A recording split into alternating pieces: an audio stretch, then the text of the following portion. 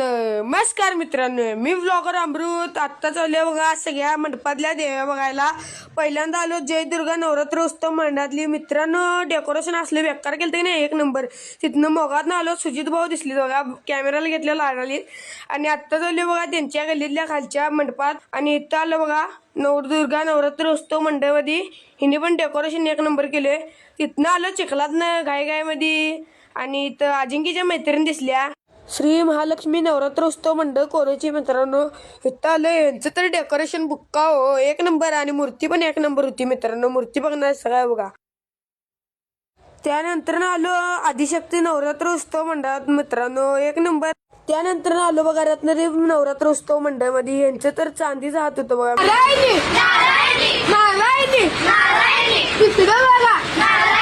तिकडं बघा कोल्हापूरची झाडं लावा